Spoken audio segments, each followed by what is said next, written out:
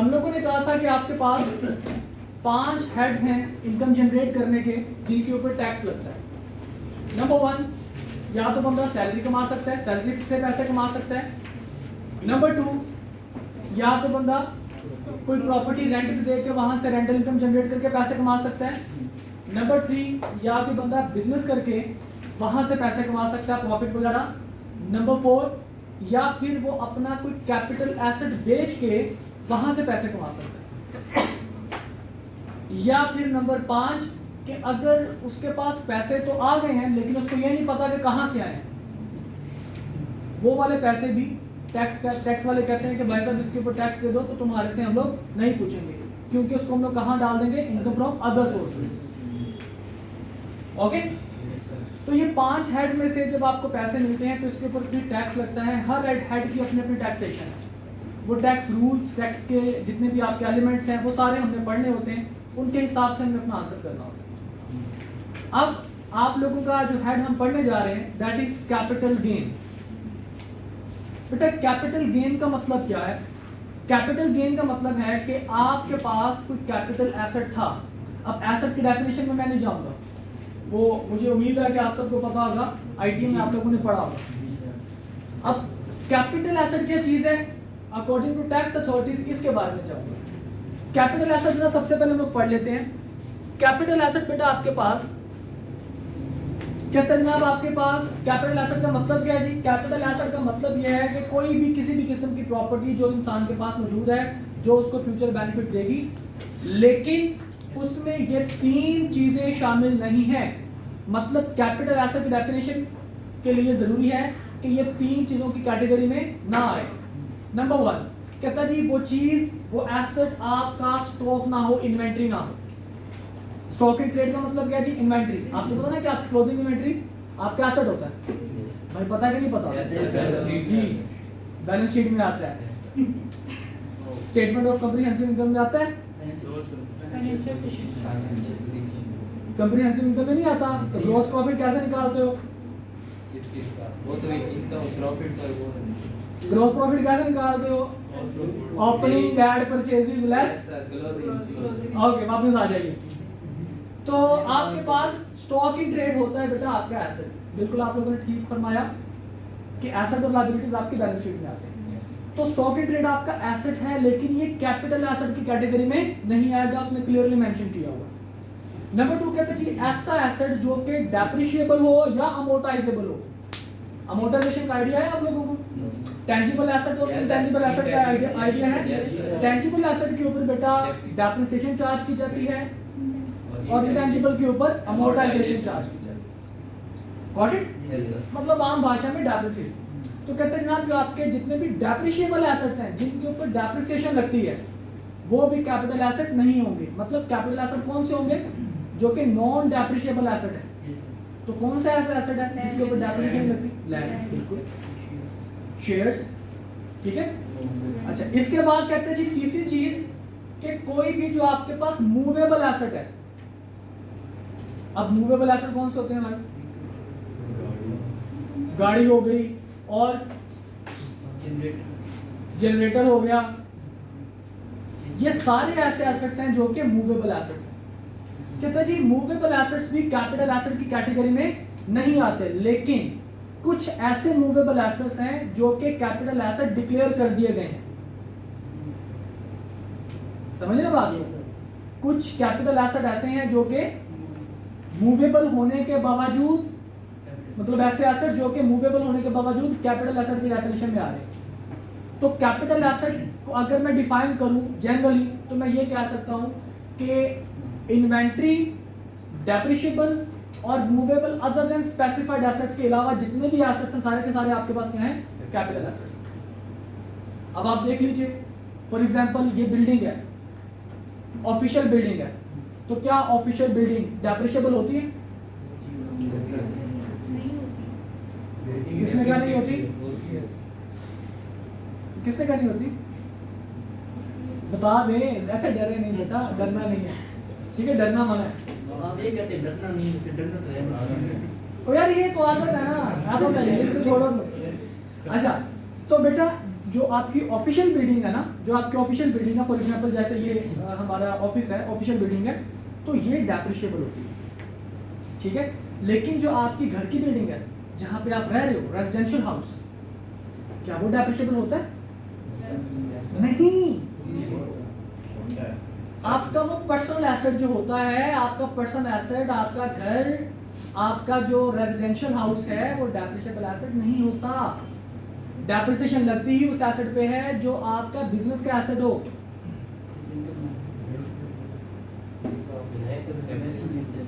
समझ रहे हैं भाई? क्या कहते हैं? कौन खराब? भाई भाई साहब, आपका घर, आपका देखिए, दो बिल्डिंग है आपके पास, अगर आप उसको एज ऑफिशियल बिल्डिंग यूज कर रही हो तो डेप्रिशिएबल है। लेकिन अगर आप अपना घर बेच रहे हो और आपके पास अपना घर है, ठीक है, घर का मतलब क्या है? घर का मतलब है कि जनाब जो आपका रेजिडेंशियल हाउस है जिसमें कोई ऑफिशियल वर्क नहीं हो रहा, तो बेटा वो डेप्रिशिएबल एसेट नहीं होता।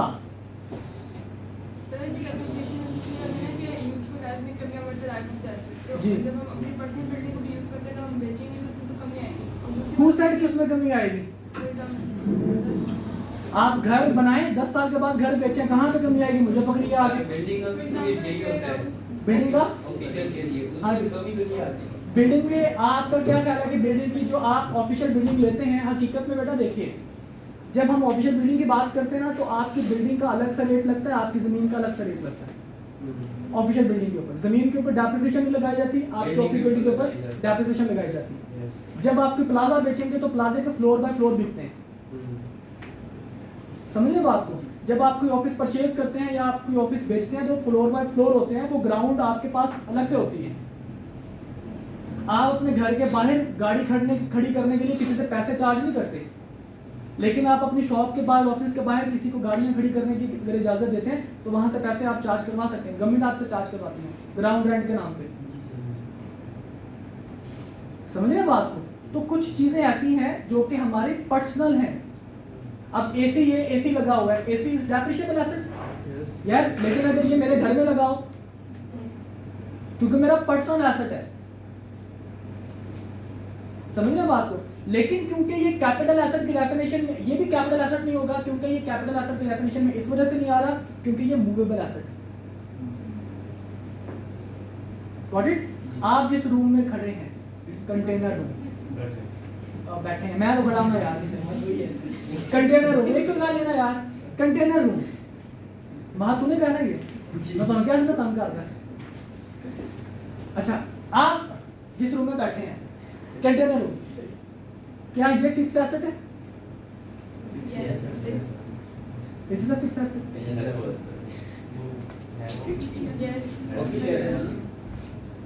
क्या ये फिक्स्ड एसेट है?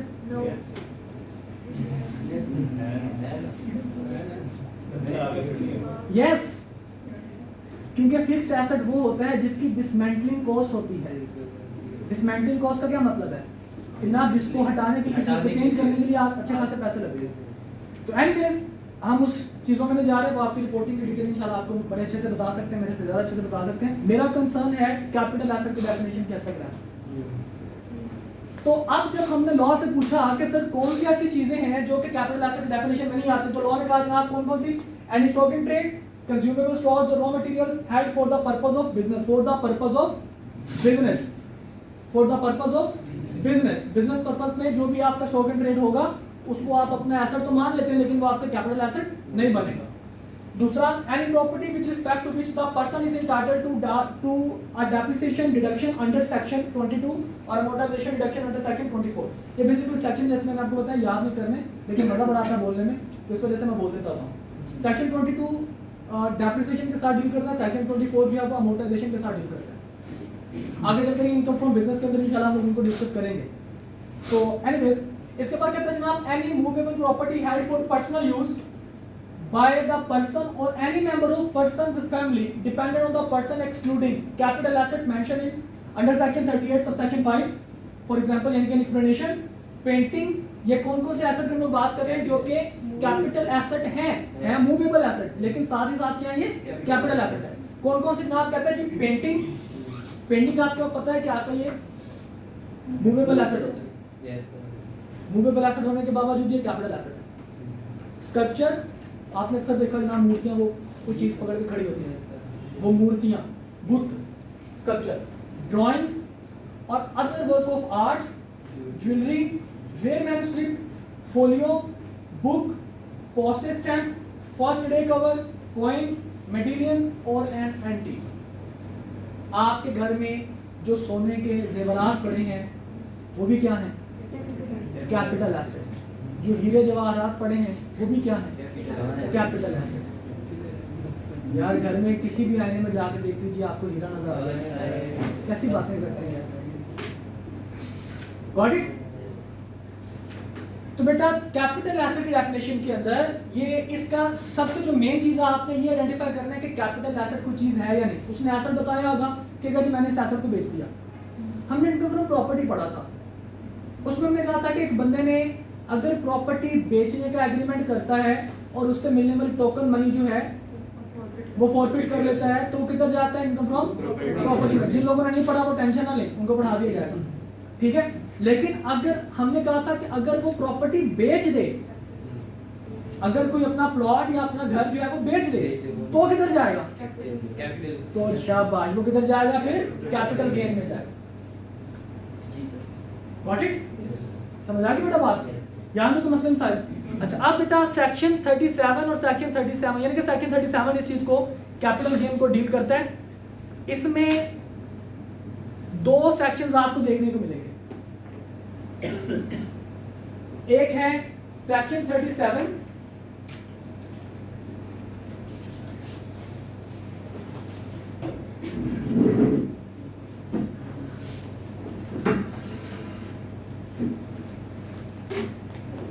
बेटा आपको दो सेक्शन देखने को मिलेंगे। एक है आपके पास सेक्शन 37। अच्छा ये सेक्शन आपने याद रखना है, ये चीज माइंड में बिठा लीजिएगा, ये सेक्शन आपने याद रखना है। उनमें कौन सी चीजें याद रखनी है वो आपको मैं थोड़ी देर में बता रहा हूँ, ठीक है। तो दो सेक्शन है, ज्यादा सेक्शन आपको मैं नहीं कह रहा। एक है सेक्शन 37 और एक है आपके पास सेक्शन 37A।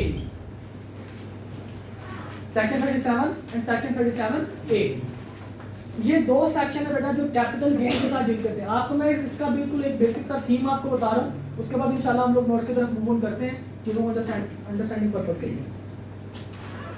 बेटा सेक्शन 37 में कुछ कैपिटल एसेट्स हैं,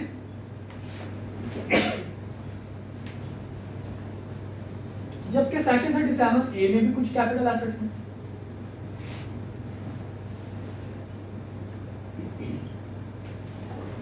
ये जो सेक्शन 37 के कैपिटल एसेट्स है ना बेटा, ये थोड़े से जरा प्राइवेट नेचर के हैं। प्राइवेट नेचर का क्या मतलब है? लेकिन आप बंदे की पर्सनल प्रॉपर्टी हो सकती है। फॉर एग्जांपल जैसे हम कह सकते हैं कि किसी प्राइवेट कंपनी के शेयर्स हैं, मतलब जो आम जनता के लिए अवेलेबल नहीं होते। अगर किसी बंदे ने प्राइवेट कंपनी के शेयर परचेज करने हैं तो वो प्राइवेटली परचेज करेगा, वो स्टॉक ट्रेड मार्केट में नहीं जाएगा।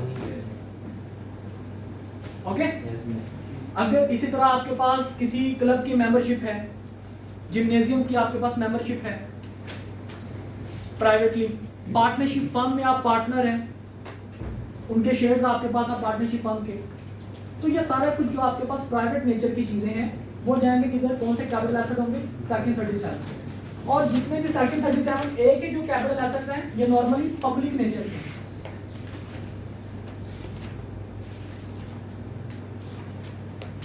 पब्लिक नेचर का बेटा मतलब यह है कि नॉर्मली इस तरह के होंगे कि जो सबके लिए अवेलेबल होंगे।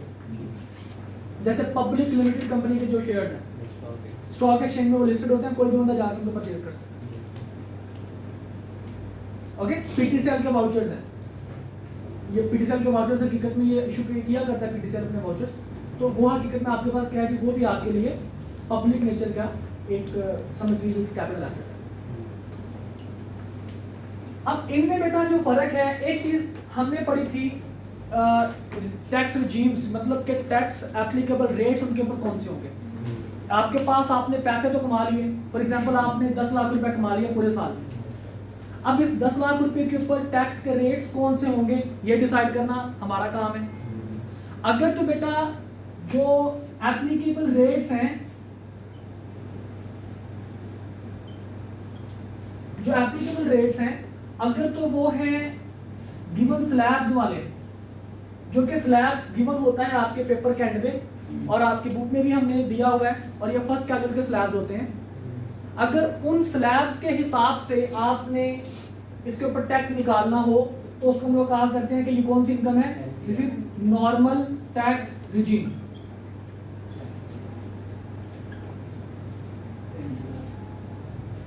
कुछ टैक्स रेट्स टैक्स अथॉरिटीज ने क्या किए हुए हैं, मेंशन किए हुए हैं।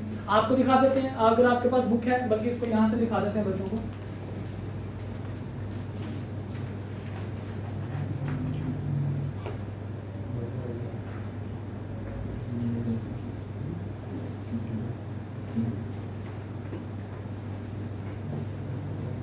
देखिए बेटा,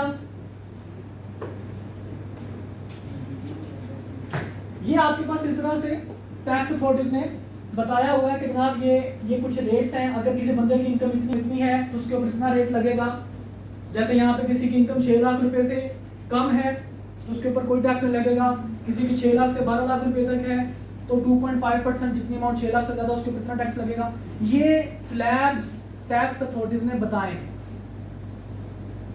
अगर तो ऐसा टैक्सेबल इनकम जिसके ऊपर इन स्लैब्स के लिहाज से आपने टैक्स निकालना है, उनको हम लोग क्या कहते हैं, NTR, normal tax regime. Got it? और कुछ इनकम ऐसी है कि जिनके ऊपर ये स्लैब्स एप्लीकेबल नहीं है, बल्कि उनके लिए खुद से अलग से रूल बताया हुआ है, यानी कि इन स्लैब्स के अलावा कोई रेट बताया हुआ है। मतलब वो मेंशन कर देगा जी 15%, मेंशन कर देगा 20%, 10%, 5% मेंशन कर देगा, स्लैब नहीं लगवाएगा। उसको हम लोग कहते हैं FTR, फाइनल टैक्स रिजीम, या फिर STR, स्पेशल टैक्स।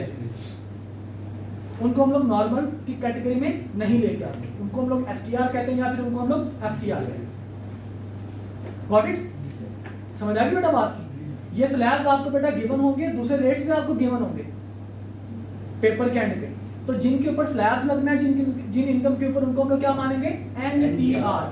मैं जब भी तस्करा करूंगा NTR का तो उसका मतलब क्या है कि इसके ऊपर टैक्सेबिलिटी कैसे निकालनी है, आपने स्लैब्स अप्लाई करके। जब मैं तस्करा करूंगा STR या FTR का तो उसका मतलब क्या होगा कि इसके ऊपर मैं ये स्लैब्स नहीं लगा रहा, बल्कि उसके लिए कुछ रूल्स अलग से बताए होंगे, वो रूल्स एप्लीकेबल होंगे।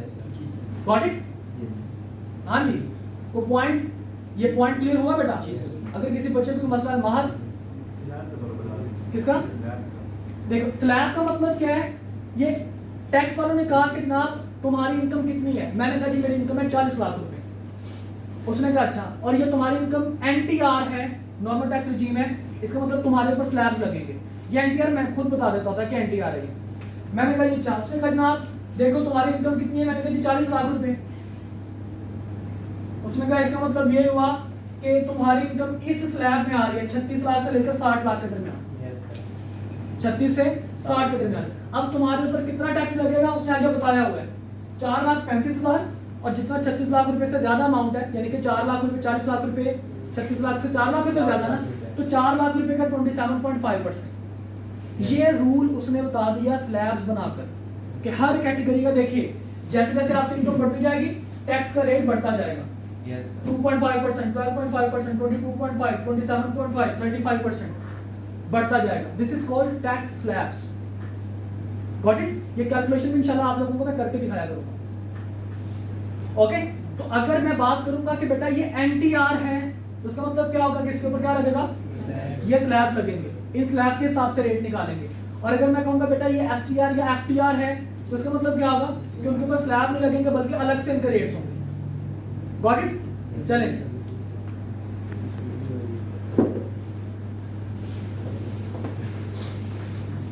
तो कहते हैं जनाब जो सेक्शन 37 के जो कैपिटल एसेट्स हैं, इनसे मिलने वाला जो गेन होगा, कैपिटल गेन जो होगा, वो टैक्सेबल होगा एज NTR। सेक्शन 37 के ऊपर मिलने वाले जो एसेट्स हैं उनके ऊपर क्या रेट होगा, उनके ऊपर एप्लीकेबल रेट कौन सा होगा, NTR, यानी कि नॉर्मल टैक्स रिजीम होगा, इसके ऊपर स्लैब्स अप्लाई होंगे। जबकि जो 37A के हैं ये होगा STR, यानी कि इसके ऊपर स्लैब्स अप्लाई नहीं होंगे, इसके अलग से रेट्स गिवन होंगे। ओके? इसके ऊपर स्लैब्स अप्लाई नहीं होंगे, बल्कि इसके अलग से रेट्स गिवन होंगे। Got it? जी बेटा महक, ओके आदि, ओके बेटा, तो मसले मसाइल तो नहीं? अच्छा जी बेटा, आपको समझ आ रही है ना कि नहीं समझ आ रही? नहीं आ रही समझ? अच्छा अभी हम से पढ़े कुछ नहीं, फिक्र नहीं कर रहे, अच्छा बिल्कुल गाली होगी। तो बेटा अभी हमने हमारा जो मेन पर्पस अंडरस्टैंडिंग क्या है वो क्या है, सिर्फ आपको ये पता होना चाहिए कि कैपिटल एसेट क्या चीज़ है, और कैपिटल एसेट को टैक्स ने दो हिस्सों में डिवाइड कर दिया। कुछ कैपिटल एसेट सेक्शन 37 के हैं और कुछ कैपिटल एसेट सेक्शन 37 ए के हैं, ओके। और सेक्शन 37 के रूल क्या है वो इंशाल्लाह अभी डिटेल में पढ़ने जा रहे हैं, ओके। तो जरा देखिएगा,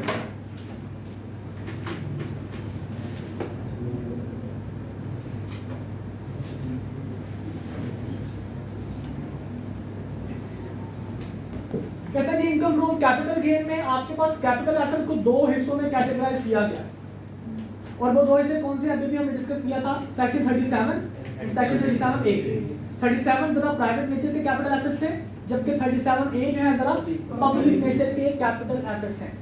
अब पब्लिक नेचर का मतलब ये है कि ये जनरल पब्लिक के लिए अवेलेबल होंगे। तो देखिए जरा कौन कौन से चीजें आपने अपने माइंड में बिठानी है बेटा, ये वाले 6 चीजें सेक्शन 37 ए में आती हैं। कौन सी चीजें? Number 1, shares of a public company, shares of a public company, public company के शेयर्स आपके capital assets. Number 2, voucher of PTCI, PTCI अपने वाउचर इशू किया करता है जिसके ऊपर डिफरेंट लोगों को डिफरेंट पैकेजेस या डिफरेंट समझ लीजिए कि डिस्काउंट्स वगैरह अवेलेबल होते हैं, ठीक है। उनको लाइफ टाइम भी हो सकते हैं, उनको स्पेसिफिक टाइम के लिए भी हो सकते हैं। अगर 1 साल से ज्यादा के लिए तो वाउचर आपके लिए क्या बन जाएगा, एसेट बन जाएगा, और वो कौन सा एसेट होगा, capital asset under section 37 A, got it? फिर उसके बाद कहते हैं जी मुदारबा सर्टिफिकेट्स, मुदारबा कंपनीज का आप लोगों को पता होगा कि जनाब जो इस्लामिक बोर्ड ऑफ फाइनेंसिंग के तहत मुदारबा कंपनीज जो है वो डेवलप होती है। कहता है जी मुदारबा कंपनीज के जो ओनर होते हैं, जैसे आपके प्राइवेट लिमिटेड या पब्लिक लिमिटेड के जो ओनर्स होते हैं जिनको हम लोग शेयर होल्डर्स कहते हैं, उनको शेयर्स मिला करते हैं, ठीक है। मुदारबा कंपनी के जो ओनर होते हैं उनको मुदारबा सर्टिफिकेट्स मिला करते हैं, गॉट इट? ये भी समझ लीजिए कि मुदारबा कंपनी के शेयर्स हैं। इसके बाद कहते हैं जी ना an instrument of redeemable capital as defined in the companies act 2017, कि कोई भी रिडीमेबल कैपिटल का इंस्ट्रूमेंट है, मतलब आपने पैसा लगाया किसी बिजनेस में, आपको एक सिक्योरिटी, आपको एक सर्टिफिकेट दे दिया गया और कहा गया कि जनाब जब आपका दिल करे आप ये सिक्योरिटी सर्टिफिकेट वापस करें और अपना पैसा वापस भेजें। This is called redeemable capital instrument, okay.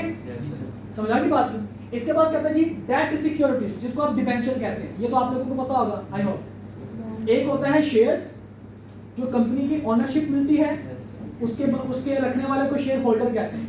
एक होता है डिबेंचर जिससे कंपनी की ओनरशिप नहीं मिलती, बल्कि कंपनी के क्रेडिटर्स जिन्होंने कंपनी को लोन दिया होता है उनको प्रॉफिट में से हिस्सा मिलता है, उनको हम लोग क्या कहते हैं, डिबेंचर। और उनके होल्डर को हम लोग क्या कहते हैं, डिबेंचर होल्डर। शेयर होल्डर कौन होता है, they are the owner of the company. Debenture holders आपके पास कौन होते हैं, they are the creditors of the company, okay.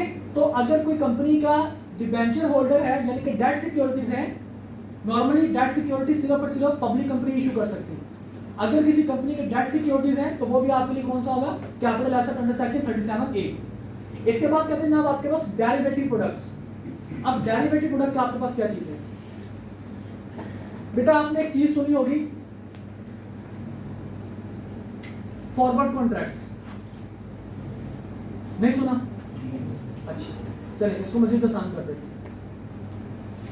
एक गाड़ी जो है, आपने ये तो देखा होगा कि गाड़ी के कुछ डॉक्यूमेंट्स होते हैं, ये तो सुना है कि नहीं सुना? देखे भी होंगे। गाड़ी के डॉक्यूमेंट्स की कीमत क्या है? उस कागज की इटसेल्फ कोई कीमत है? उस कागज की इटसेल्फ कोई कीमत नहीं है, वो just it is just a piece of paper. लेकिन उसमें लिखे हुए एसेट की वजह से उस पेपर की कीमत बढ़ जाती है, ऐसा ही है ना? अगर उसमें लिखा हुआ है कि जनाब ये पेपर किस चीज़ का, जनाब एक सादा कागज़ है, स्टैम्प पेपर कह लीजिए, सादा कागज़ है, उसके ऊपर लिखा हुआ है कि जनाब ये 10 करोड़ का घर जनाब मिस्टर ए की मिल्की है। अब वो कागज़ की कीमत कितनी होगी? 10 करोड़। मतलब एक ऐसा डॉक्यूमेंट कि जिसकी अपनी वर्थ तो कोई नहीं है, लेकिन उसमें लिखे हुए एसेट की वर्थ की वजह से उसकी वर्थ बन रही है, दैट इज कॉल्ड डेरिवेटिव। उसको हम लोग क्या कहते हैं? डेरिवेटिव। जैसे कि आपके पास एक कागज का नोट, मतलब नोट है ना आपके पास 5000 का, चेक कर रहे हैं, बिल्कुल चेक। जैसे चेक है, चेक की itself value, itself it's just a piece of paper, लेकिन अगर उसके अंदर हम वैल्यू लिख के साइन कर दें तो उस चेक की कीमत कितनी बन जाएगी, जितनी उसमें अमाउंट आपने लिखी हुई।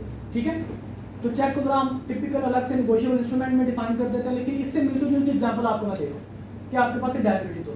नॉर्मली होता यह है कि जब आप कोई एग्रीमेंट करते हैं बड़े लेवल पे, इंटरनेशनल या नेशनल लेवल पे, जब आप कोई एग्रीमेंट करते हैं कि जनाब अच्छा ये चीज़ आज कितने की है, 100 रुपये की, और आपको पता है कि इन फ्यूचर इसकी जो प्राइसेस हैं वो फ्लक्चुएट हो रही है, जैसे पेट्रोल की है, आपकी प्राइसेस क्या हो रही है, फ्लक्चुएट हो रही है। तो आप एक एग्रीमेंट कर लेते हैं सप्लायर से, आप कहते हैं कि भाई साहब 5 साल तक आपने मुझे इस रेट पे चीज़ सप्लाई करनी है, मैं आपको रेट ज़्यादा दे रहा हूँ, एडवांस में पैसे दे रहा हूँ।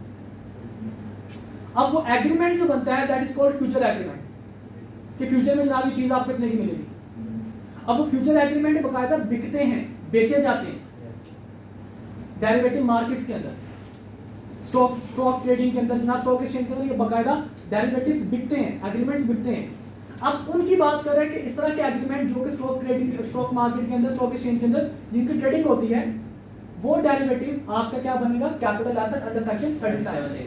ठीक है, तो बड़ा 6 चीजें हैं, कौन कौन सी कैपिटल एसेट की कैटेगरी के अंदर, share of public company, normally यही होंगे, share of public company, voucher of PTCL, मुदारबा certificate, redeemable capital instrument, debt securities और डेरिवेटिव प्रोडक्ट्स।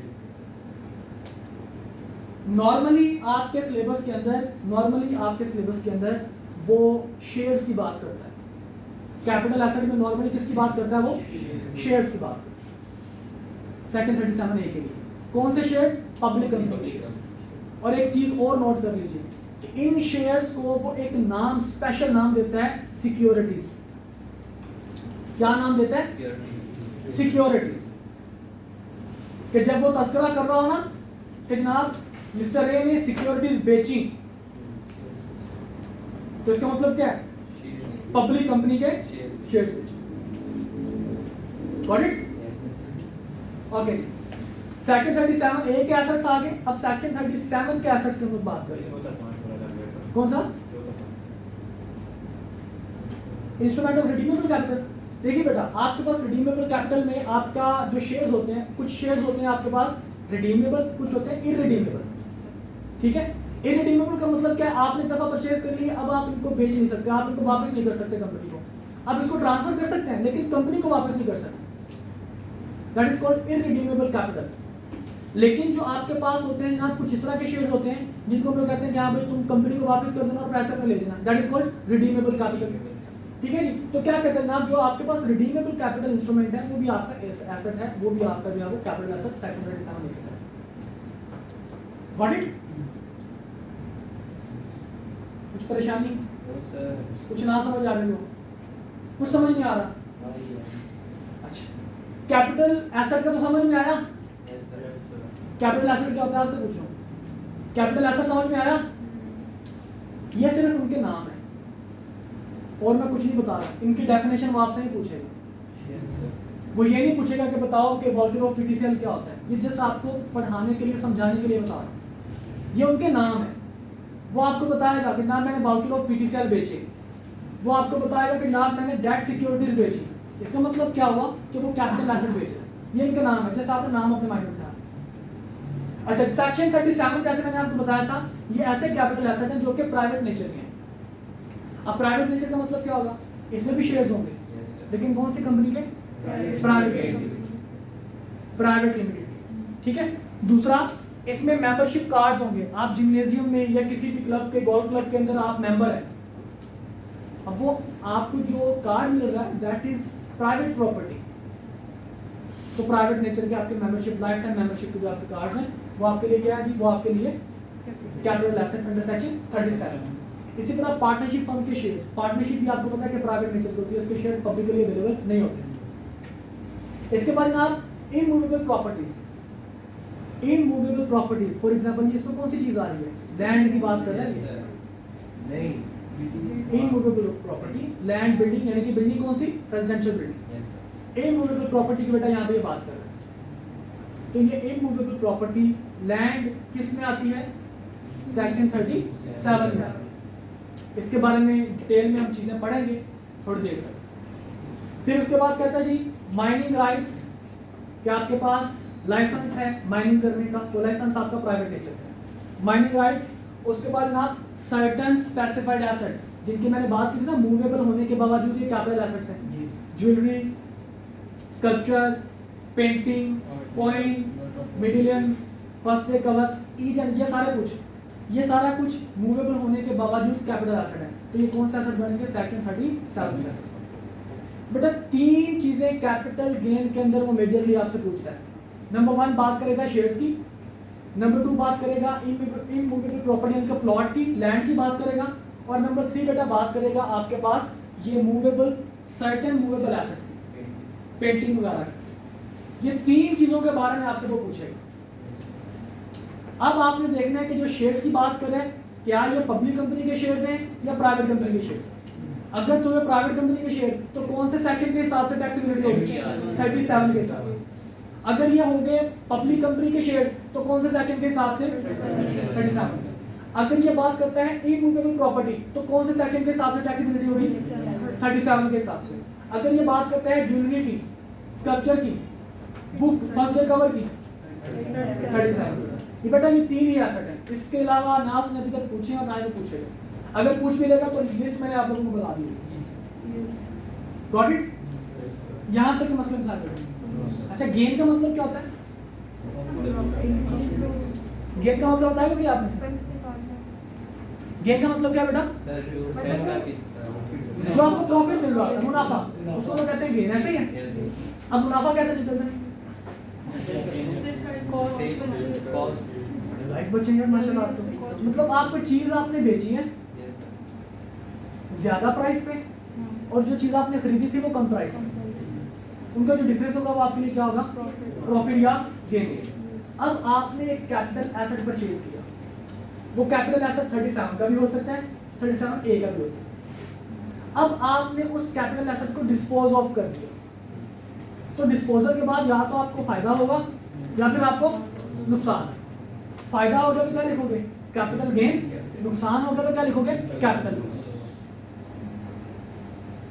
ओके, इस चीज की अब हमने डिटेल में जाना है।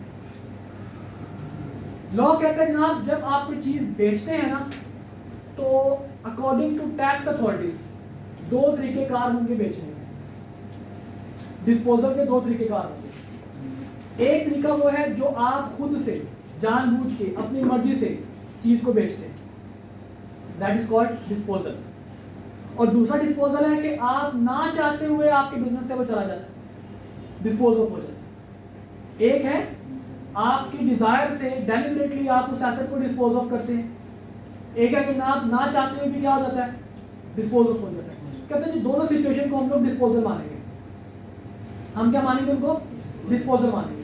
हमने कहा जी ठीक है, अब हमें जरा बताइए कि जो आप अपनी मर्जी से डिस्पोज ऑफ करते हैं उनमें क्या चीजें आती हैं? कहता है जी उनमें सोल्ड, आप एसेट बेच दें, एक्सचेंज, एसेट को एक्सचेंज कर लें, और डिस्ट्रीब्यूटेड, या एसेट को अपनी मर्जी से ट्रांसफर कर दें, डिस्ट्रीब्यूट कर दें। ये क्या होगा? डिस्पोजल। लेकिन अगर आपका एसेट तबाह हो जाए, आपका एसेट रास्ते में आ रहा था गया, आपके एसेट को आग लग जाए, जो कि अक्सर तकरीबन रोज ही हमारे मोबाइल को लग रही होती है ज़्यादा यूज़ करने पे, कहते हैं ना घर वाले अगर लगे पड़े पहला बड़ा गर्व करता ना पड़े, या आपका एसेट चोरी हो जाए।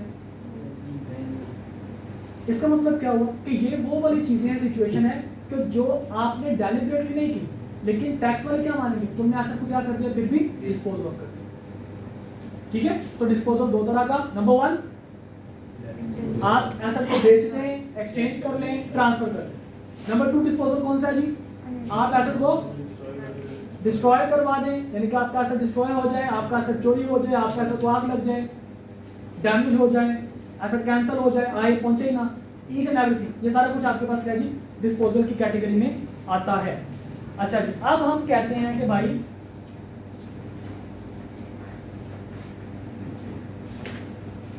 जी रिडीम और ट्रांसफर में क्या फर्क है? किसमें? रिडीम और ट्रांसफर। रिडीम और ट्रांसफर। रिडीम का मतलब क्या होता है कि जिस बंदे ने आपको एसेट दिया था उसने क्या कर लिया? वापस ले लिया।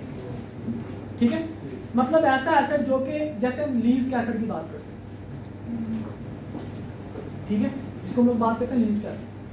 ओके, एनीवेज, अच्छा अब हम कहते हैं जी एक तो ऐसा आप खुद से क्या करते हैं, ट्रांसफर करते हैं, डिस्ट्रीब्यूट करते हैं। एक है कि जनाब आप वफात पा जाते हैं और वो एसेट आपके आगे बच्चों में नस्ल में क्या होते हैं, विरासत के तौर पर मिलते हैं, तो उसको भी डिस्पोजल माना जाता है। ठीक है, हमें ऐसी नहीं भाई, दोनों को, एक को लाइफ से डिस्पोजल और दूसरे को बिजनेस से डिस्पोजल। ठीक है, अच्छा तो आप कहते हैं जनाब अगर आपको कोई एसेट विरासत में मिला है तो वो एसेट आपने एक्वायर कर लिया, अगले बंदे ने क्या कर दिया, डिसीज पर्सन ने क्या कर दिया, एसेट डिस्पोज कर दिया। आपको एसेट मिला है, उसने एसेट डिस्पोज किया, आपने एसेट एक्वायर कर लिया, लेकिन इसकी एक्विजिशन आप किस डेट से कंसीडर करेंगे, जिस डेट पे आपको एक्चुअली एसेट ट्रांसफर हुआ। मिसाल के तौर पर मिस्टर ए 1 जनवरी 2020 को उसकी डेथ हो गई,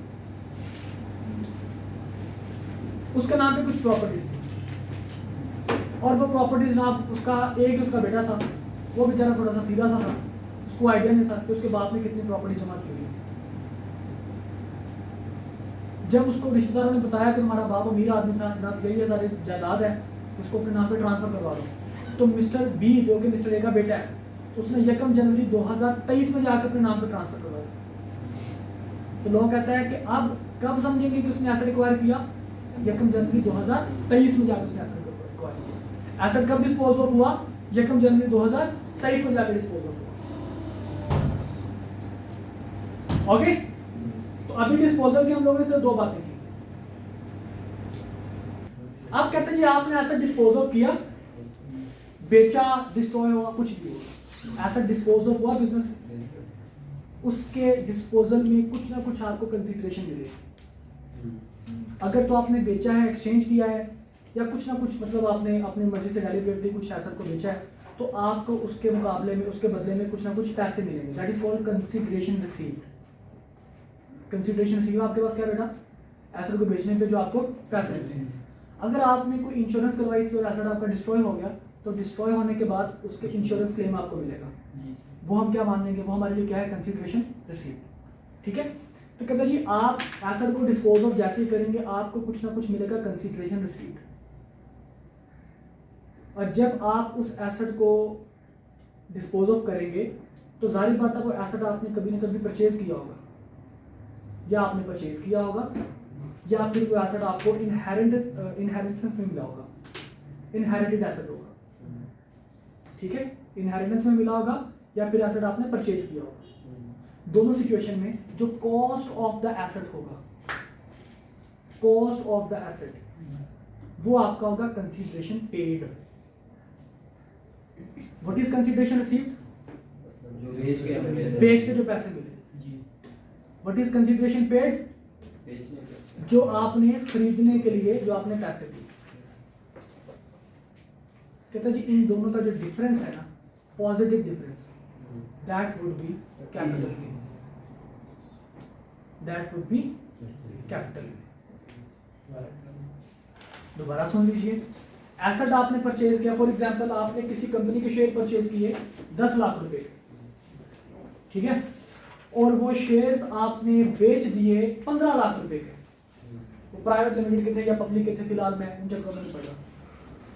10 लाख के आपने शेयर परचेज किए, कितने के बेच दिए, 15 लाख के बेच दिए। जब आपने बेचे तो आपको 15 लाख मिले, जब आपने परचेज किए थे तो आपको 10 लाख रुपए देने पड़े थे। Consideration received is 15 lakh, consideration paid is 10 lakh. तो जो 5 लाख रुपए हैं वो क्या है, कैपिटल गेन। गॉट इट, समझ आ गई बात की। ओके, अब हमें अगेन उसको फिर देखना पड़ेगा जनाब इसके पास क्या है क्या नहीं है। अच्छा अब बेटा हम लोग जरा बात कर लेते हैं, थोड़ा सा हम लोग आगे चलते हैं।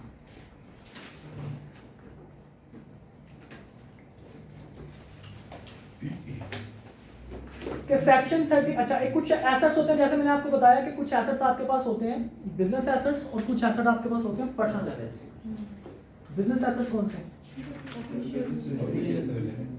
जिन एसेट्स को आप होली या पार्शली बिजनेस में इस्तेमाल करें, that is your business assets. For example मेरे पास एक गाड़ी है, उस गाड़ी को मैं पर्सनली भी यूज़ करता हूँ और उस गाड़ी को मैंने अपनी फर्म के लिए भी रखा हुआ है कि जनाब मेरे पार्टनर उस गाड़ी को इस्तेमाल कर सकते हैं। वो गाड़ी मेरे पर्सनल यूज़ में भी है और मेरे ऑफिशियल यूज़ में भी है। तो वो गाड़ी मेरे लिए क्या बनेगी, बिजनेस एसेट या पर्सनल एसेट? Business asset. क्योंकि पर्सनल एसेट के लिए लॉ कहता है कि जनाब ये ज़रूरी है कि वो 100% पर्सनल हो, उसका बिजनेस के साथ कोई ताल्लुक ना हो। मिसाल के तौर पर मेरा मोबाइल है, अब ये मोबाइल मैं इससे सिर्फ अपनी मैं पर्सनल काम करता हूँ, ये मेरा पर्सनली मेरा एसेट है। लेकिन अगर ये ऑफिशियल पड़ा हो नीचे ऑफिस में, लेकिन आप जो भी ऑथराइज बंदा हो इस मोबाइल को इस्तेमाल कर ले, जैसे कि आपके पास घर का लैंडलाइन है और एक आपके ऑफिस का लैंडलाइन है, क्या लोग बाहर से आते हैं आपके घर कॉल करने के लिए कि पाँच ज़रा गल कराना, मैं कॉल कर लूँ? उसका मतलब क्या हुआ, आपके पर्सनल एसेट कौन से एसेट्स हैं? ऐसे कैपिटल एसेट्स जो कि आपके बिल्कुल कोई भी एसेट, कैपिटल या डेप्रिशिएबल जो कुछ भी है, जो कि आप पर्सनली 100% आप उसको पर्सनल यूज में हो, आपके यूज में हो, उसको हम क्या कहेंगे? Personal assets. और जो एसेट आपके ऑफिशियल 100% या पार्शली, होली और पार्शली बिजनेस यूज में है, तो उसको हम क्या मान लेंगे? Business asset. Got it? अच्छा जी, अब बेटा हम लोग बात कर लेते हैं कि आपने, जैसे मैंने अभी आपको बताया, कैपिटल गेन सेकंड 37 का आपने किस तरह से निकालना है।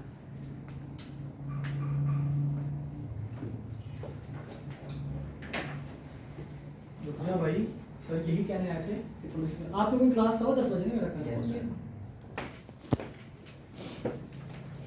हम बात कर रहे हैं कि कैपिटल गेन किसके बराबर है? Consideration minus consideration fee.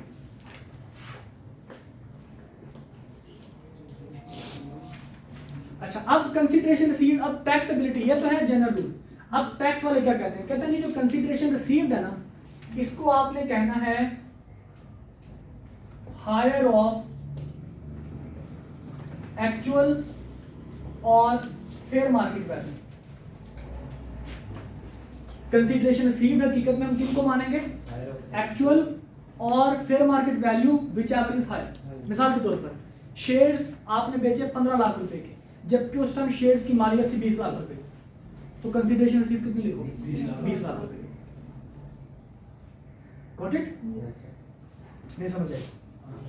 हम कहते हैं जी mister A purchased shares for rupees 10 lakh and sold them for 15 lakh, whereas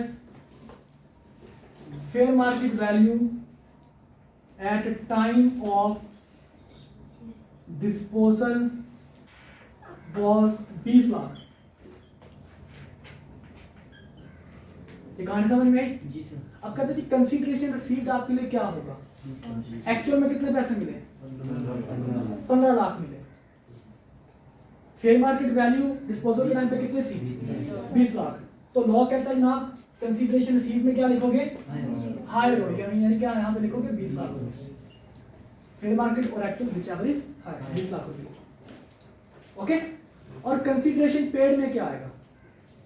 consideration paid के लिए वो कहता है जनाब कंसीडरेशन पेड में दो चीजें आएंगी, cost plus incidental expenses। Cost plus incidental expenses। कितने के शेयर बेटा परचेज किए?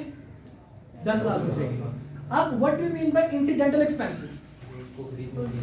हम कहते हैं भाई साहब इंसिडेंटल एक्सपेंसेस वो वाले एक्सपेंसेस हैं जो आप एक्सपेंस करते हैं किसी चीज को खरीदने के लिए जरूरी हैं या बेचने के लिए जरूरी है।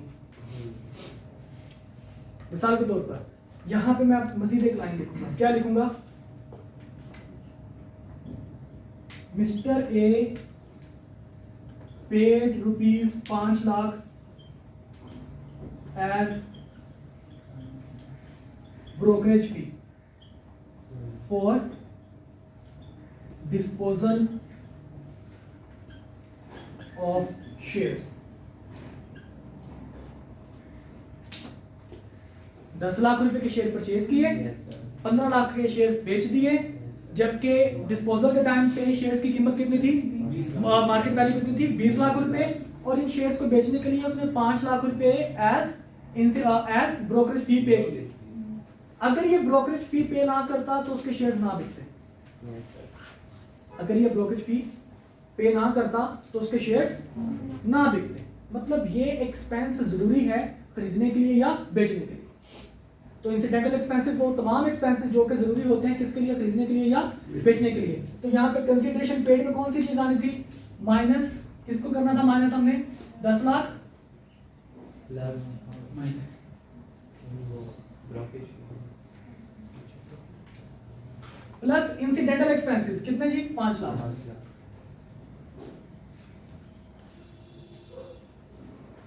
गॉट इट, यस सर समझ आई बात की।